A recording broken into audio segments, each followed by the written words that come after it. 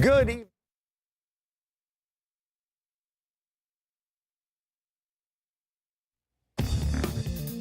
Well, the polls have closed just a few minutes ago, actually just about a minute ago. I'm Dave Madsen, and welcome to your Election Authority's coverage of this primary Tuesday here in Massachusetts. I'm pleased to be joined by political consultant Paul Robbins of Paul Robbins Associates. We're going to talk about what's going on today, and I think we can go out on a limb here, Paul, and say Maura Healey has won the Democratic nomination. What a surprise. People did that yesterday. Yeah, I know. But, you know, we talk about that, and I was reading something the other day. This is the first time in modern politics in Massachusetts, as far as gubernatorial elections, there's been no Democratic primary for governor, which is remarkable. You know, I think it's kind of a function of how much money it takes to run for governor, statewide in Massachusetts. So candidates for governor will typically spend more than $10 million. Yeah, I spoke to a person out here, it's kind of well known, about a year ago, was interested in running statewide. And I said, listen, that Boston media market, you would need at least $5 million just to play. I'd need $5 million to play? Yeah, to win, you'd need somewhere upwards of $12, $15 million. The other thing I think that's happened is people know she's wanted this seat for a long time. It's a little surprising, like a Marty Walsh or some others didn't jump in. But I think she had such a money lead and such a, you know, and listen, the progressives come out in the primary. Some of the more moderate Democrats may stay home. So it's kind of a function of the times. I mean, she had two opponents at the beginning of this whole process, and they quickly fell by the wayside. Just seeing the writing on the wall, I'm sure. Yeah, I think the last time we saw somebody come from nowhere was Deval Patrick. Yeah, he was not the. If you remember, it was Tom Kiley. Or I'm going to forget the name here right now, but was the front runner, and there were a couple other people in the race. And Deval was way back, but he was in there early. He was working at, that doesn't really happen anymore. No. So I think that's what the other candidates thought, am I going to catch on? And even the endorsement of doing well at a Democratic convention doesn't really mean that much. No, so it's hard. It's really hard, Dave. Now, she would be the first woman elected governor. Of course, we had Jane Swift, who became governor when Mitt Romney left. And the potential for a first all-female ticket ever. Yep. So we look at the race for lieutenant governor and the fact that Kim Driscoll it had a fairly good lead over Eric Lesser running second, that with Tammy Gouveia running third. But we look at this race, there's 37% who aren't sure who they're going to vote for. Yeah. I think that's also a function of how important is that to me. They don't know the candidates that well. And we saw that up and down the Democratic line. Oh, yeah. I mean, let's take a look at Healey's got high name recognition. Right. You know, us in the business, the first thing we look at is name recognition. If you don't have it, what do you got to do? You got to buy it. Yeah. So Eric Lesser made a lot of noise, rightfully so, that he had raised $1.1 million early, you know, a couple months ago. And so my ticker's, whining at that point, say how much of that is going to be tilted towards the Boston media market. You can eat up most of that $1 million very easily down at that end of the state to get people to know who you are. Yeah. So I think it's a function of a race. It's open seat, two people that don't have like statewide footprints, and that's the way it's going to go until the last minute. This is a good indication too that media here in Western Mass is a bargain compared to that.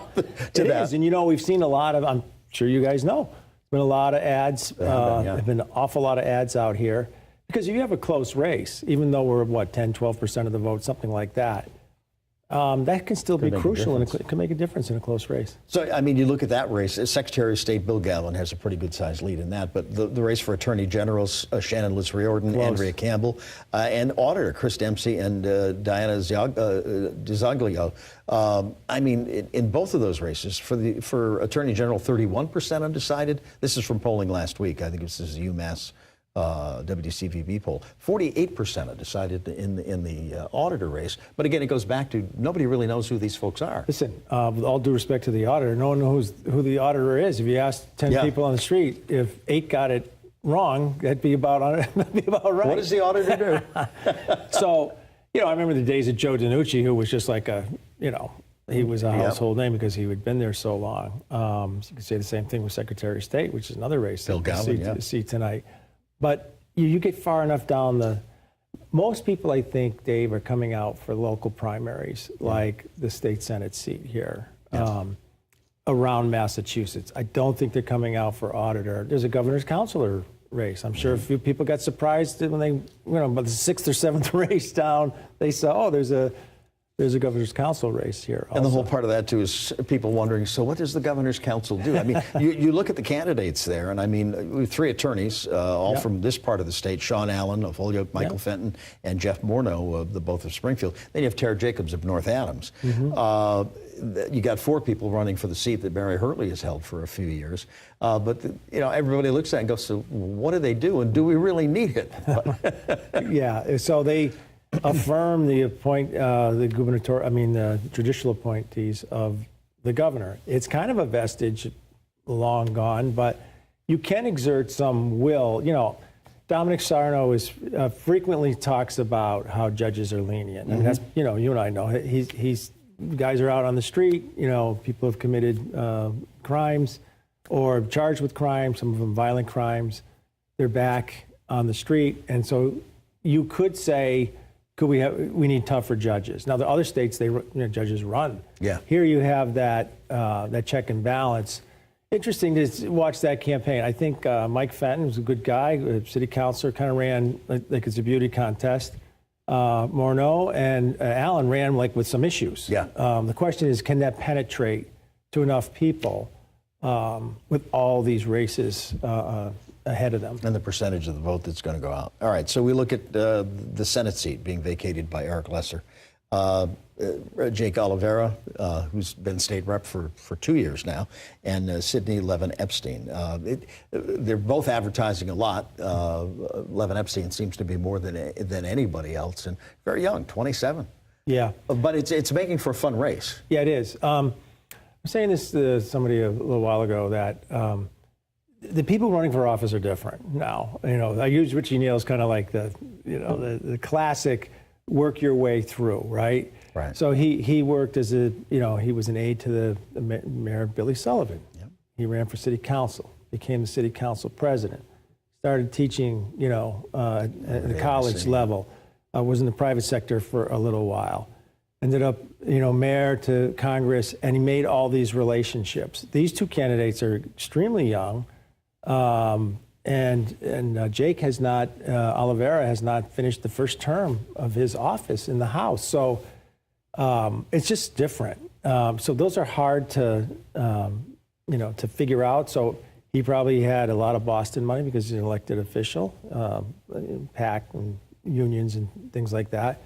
And she has a reputation in Washington as an operative. Worked for Markey and Neal. Sure. So she's got experience. Oh, yeah, she has experience for being so incredibly young.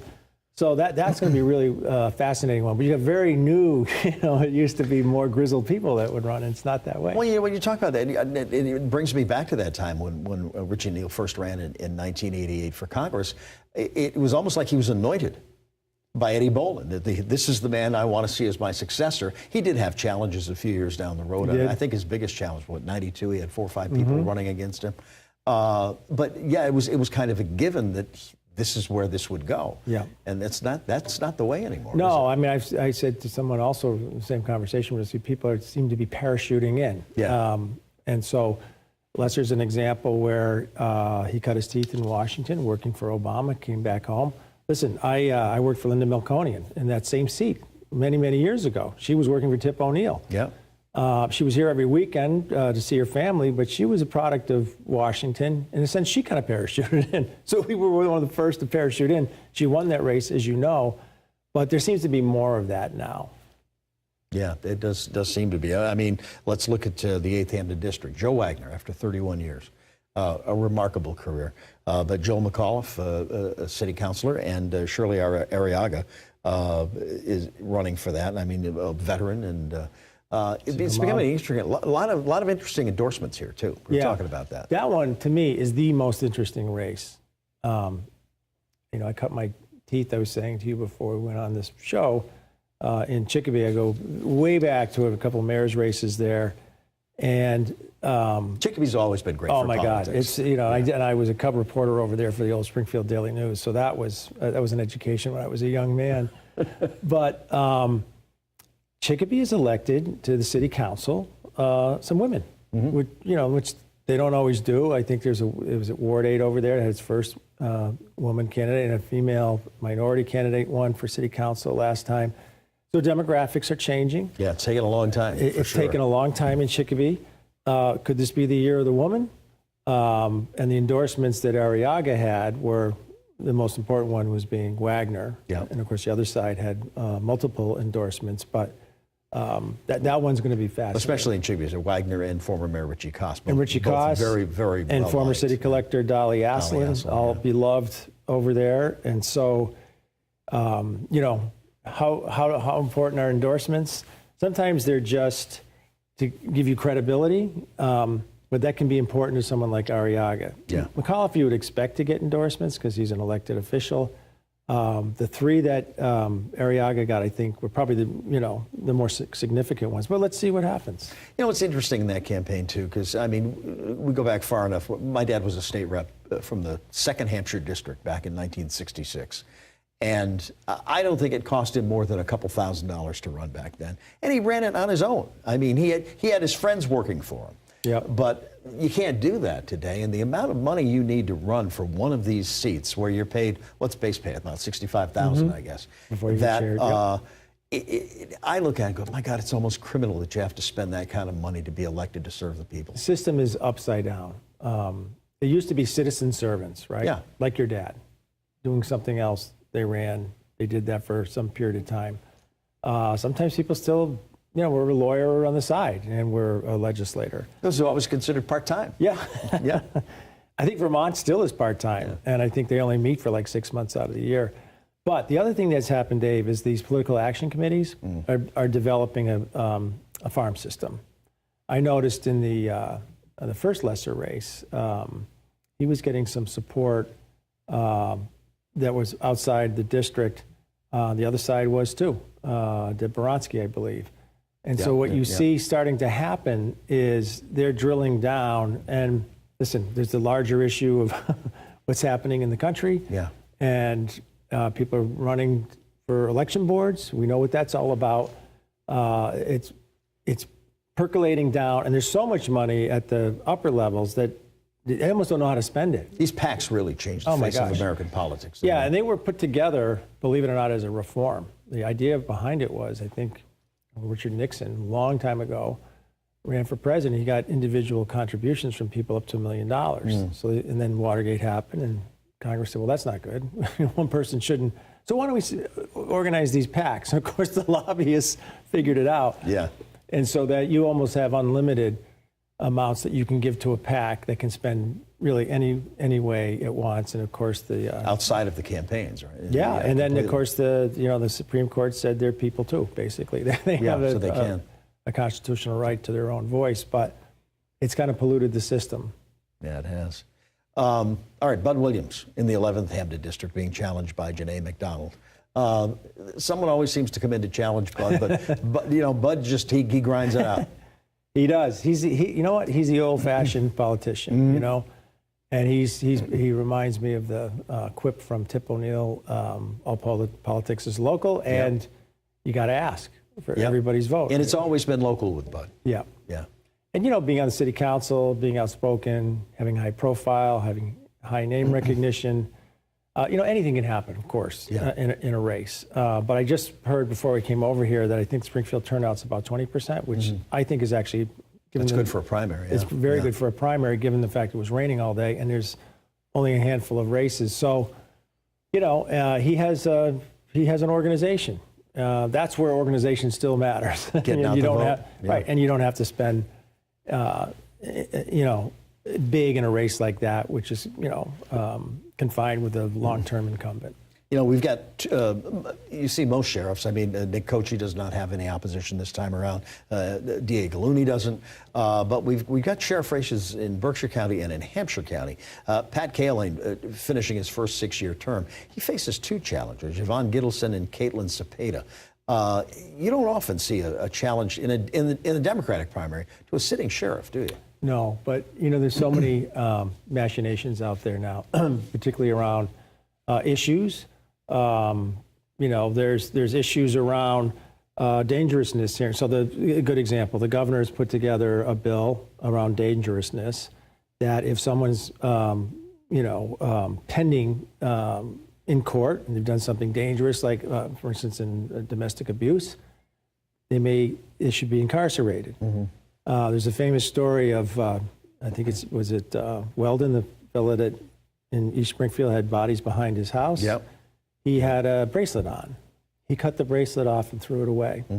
Prime example, yeah. And someone lost their life after that.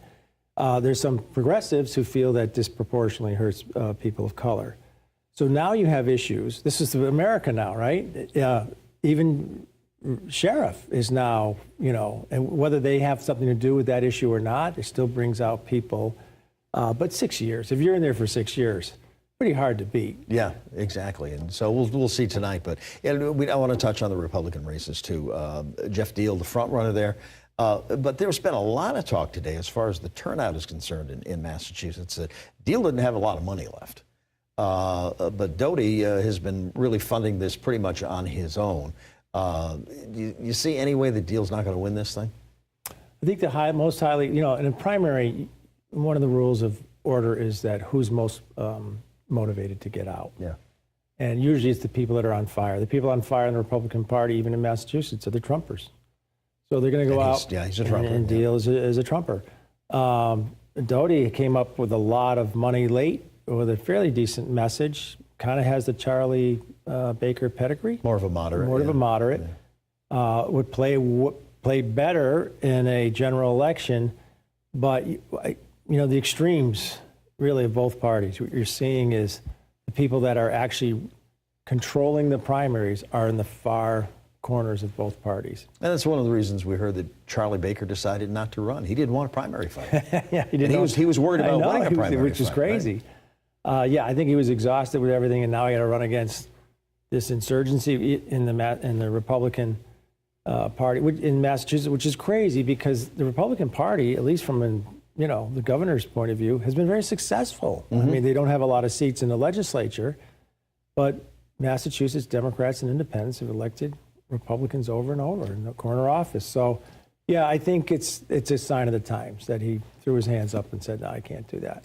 And you look at that too. You talk about with Tip O'Neill, say all politics is local. And remember reading his book, and what made me really think about this was Tom Colo up in Athol, state rep up there for years. My wife is from there, and that in the late 40s, when the Republicans held control of the Massachusetts House, Tip O'Neill was House Speaker.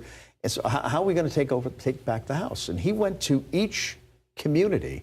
In each district, in the strongest community there, I'm going to find the best person to run as a Democrat, not necessarily a Democrat. And you see now, I mean, we'll talk about this a little bit later, but all these House seats across the state, mostly in Western Massachusetts, go unchallenged. That the incumbents have a ride in. Same thing with the Republicans. Very few Republicans out here are being challenged, but I think there's, three? Smollett, Kelly Pease, and Boldiga. Boldiga faces a challenge, but those seats go uncontested year after year after year.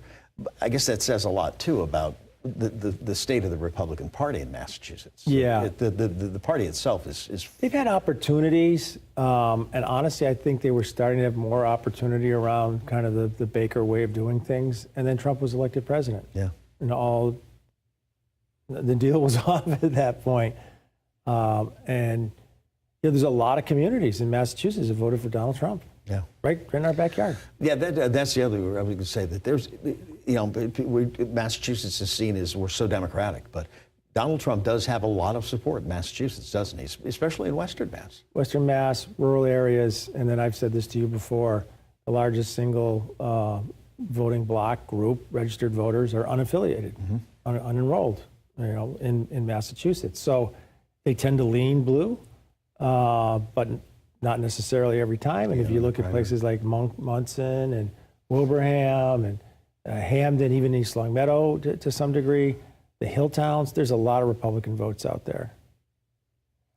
It'll be an interesting night. Yeah. You know, and we'll talk. Paul and I will be back at 9 o'clock too to talk a little bit more as we hopefully by then we'll have an idea of who some of the winners are in this today's primary itself. But look ahead to November too, and the Donald Trump influence. Because 2 years out of office, he still yields a lot of power within the Republican Party. Yeah, I think the mistake, and I think the National Republicans are really pulling their hair out. He is relitigating the election from 2 years ago, and he's working, you know, with his political action committee and his persona to help these candidates win their Republican primaries. They don't sell well to a general election audience, and that is giving the Democrats an opportunity to potentially save the Senate, which I think they're going to do. Mm-hmm. And they're going to probably lose the House, but not by much. So they have 2 out of 3 branches. You know, I always say to folks that, you know, think Trump is a machine. He lost the presidency, he lost the Senate, lost the House. He could end up losing the Senate again. Yeah. It's like. Well, it's interesting because I was watching his campaign rally Saturday in Pennsylvania. He came in there for Dr. Oz. And he kind of talked about Dr. Oz for about 2 minutes, but then the rest was about him and the fact that the election was stolen. And you do hear that more and more within Republican ranks. It's like, we need to look forward, not behind. You know, Bill Clinton famously said, all presidential elections are about the future. Yeah. It's 100% true. And so, honestly, I mean, someone asked me today if Biden and Trump were on the ballot in 2 years, who wins? Joe Biden's going to beat Donald Trump. He lost by 3 million votes. Popular votes first time, 7 million the second time. He would lose by, let's say, 5 million this time. He would have to do the gymnastics that he did in 2016, which was literally eke out Pennsylvania, Wisconsin, and I forget the third state. It was Michigan. Was it Michigan? I think it was Michigan. Yeah. And because Hillary never went there, and Michigan's usually a reliable Democratic state. But all told, those 3 states, it was a crazy number, like 120,000 votes all told. Yeah. Conversely, those 3 states all told were about 500,000 towards Biden this time around. But I guess, you know, their narrative is that it was stolen.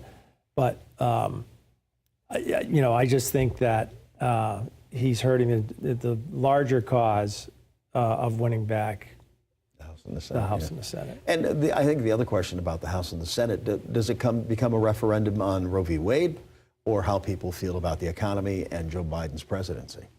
Some latest polling I thought really interesting, which I hadn't thought of, percolating up to the top now is fears about the democracy, about the tearing apart of the democracy. Mm-hmm. So that tells me independent voters don't want that stuff. They don't want January 6th. They don't want the Stop the Steal. They don't like the idea of these fake electors. That is scary to people. Yeah. It's particularly scary, I think, to suburban women who are running and controlling a lot of elections outside of Philadelphia and other places.